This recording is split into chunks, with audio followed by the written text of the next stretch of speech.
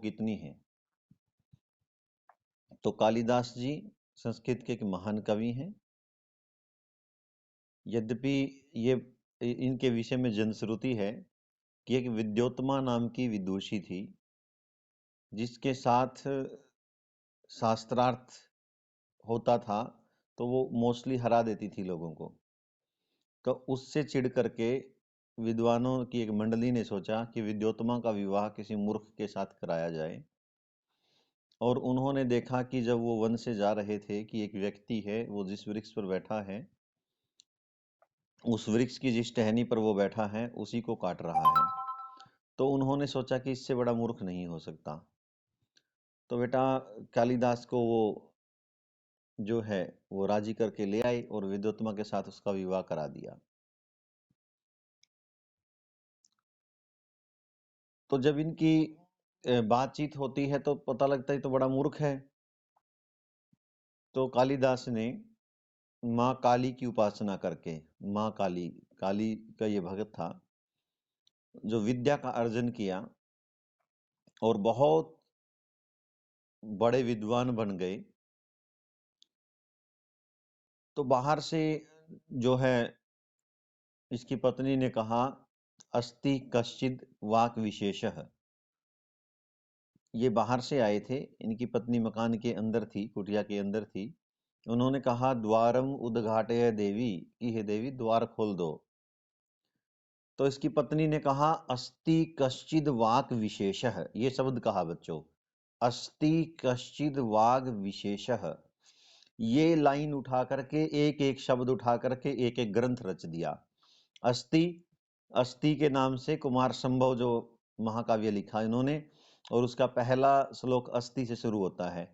अस्ति उत्तरश्याम दिशि हिमालयो नाम नगाधिराजः, कि उत्तर दिशा में हिमालय नाम का पर्वतों का राजा पहाड़ है।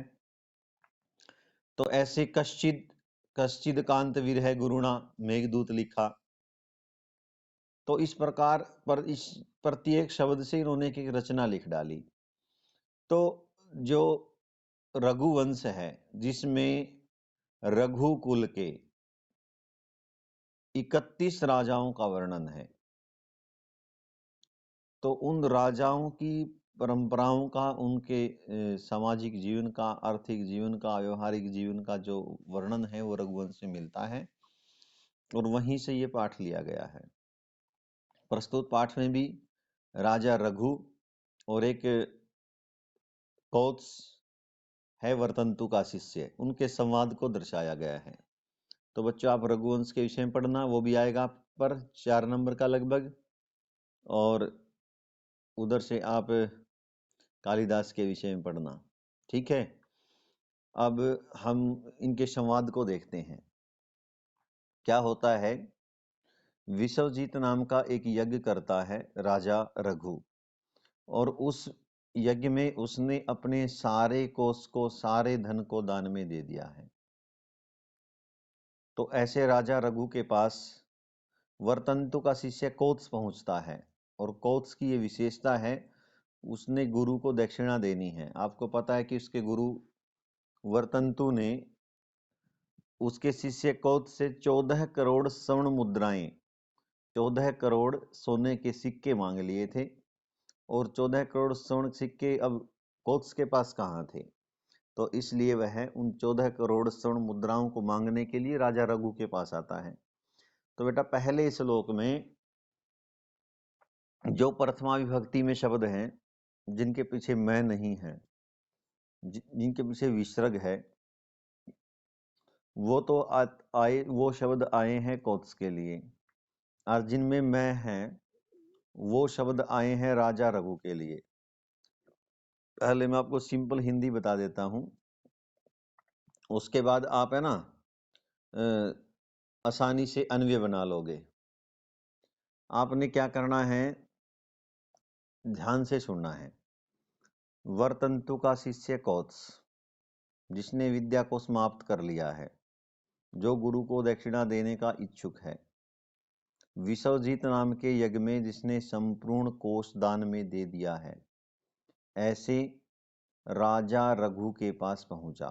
फिर से सुने, जिसने विद्या को प्राप्त कर लिया है, जो गुरु को दक्षिणा देने का इच्छुक है, ऐसा वर्तंतु का शिष्य कौत्स विश्वजीत नाम के यज्ञ में जिसने सब कुछ अपना जो धन है वो दान में दे दिया है, ऐसे राजा के पास पहुंचा। क्लियर बेटा? क्या बताया मैंने? बताएगा कोई बच्चा? बेटा मैंने क्या बताया है, कोई बच्चा बताएगा? मैंने बताया है कि विश्वजीत नाम के यज्ञ में जिसने अपना सारा धन दान में दे दिया है, ऐसे राजा रघु के पास जिसने विद्या को प्राप्त कर लिया है, जो गुरु को दक्षिणा देने का इच्छुक है, ऐसा वर्तंतु का शिष्य कौत्स पहुंचा। बेटा क्लियर या नहीं क्लियर?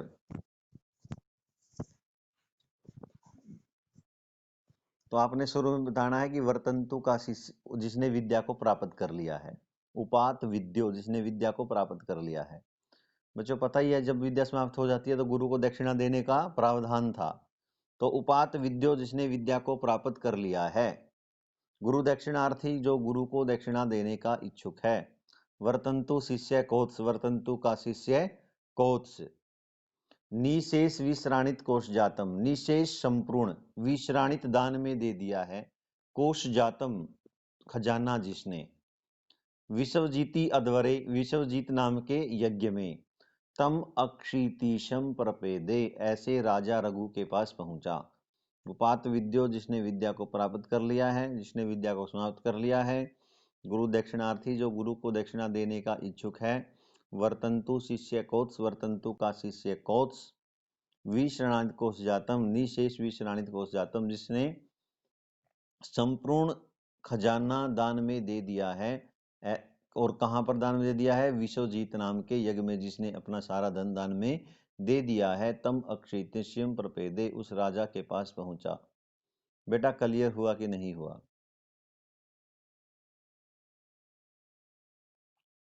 बोलो बेटा।